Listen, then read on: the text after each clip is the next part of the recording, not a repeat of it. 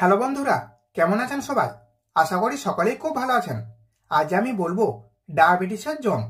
চুল হবে কুচকুচে কালো, পাতে রাখুন এই পাতা, এটি সঞ্জীবনী। কারি পাতা এমন একটি জিনিস যা কম বেশি সকলের হেঁসলেই থাকে। রান্না স্বাদ বাড়িয়ে তুলতে এই পাতার ভূমিকা রয়েছে, কিন্তু রোগ সারাতেও এটি খুবই কার্যকরী।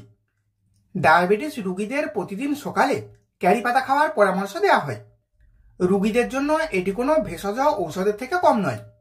কিডনি, চোখ ও হার্টকে সুস্থ রাখতেও এই সবুজ পাতা ভীষণই কার্যকর।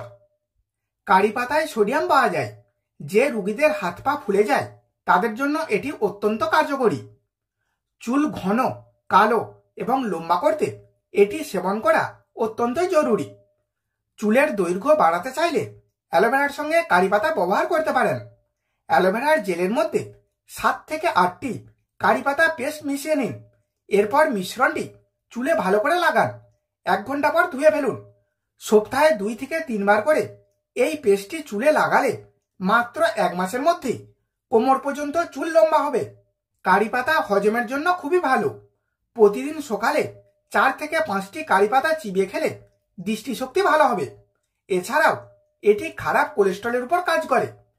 শুধু তাই নয়, ওজনও কমায়।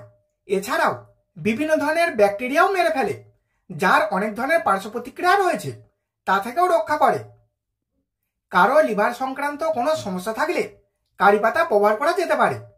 লিভার সম্পর্কিত সমস্যাগুলির জন্য এটি অত্যন্তই কার্যকরী। তাহলে এই পর্যন্ত ছিল আজকের বিষয়। ভিডিওটি এখানেই শেষ করছি। এখন একটি লাইক করে দিন, বন্ধুদের কাছে ভিডিওটি শেয়ার করে দিন এবং আপনার মতামত কমেন্টের মাধ্যমে জানিয়ে দিন।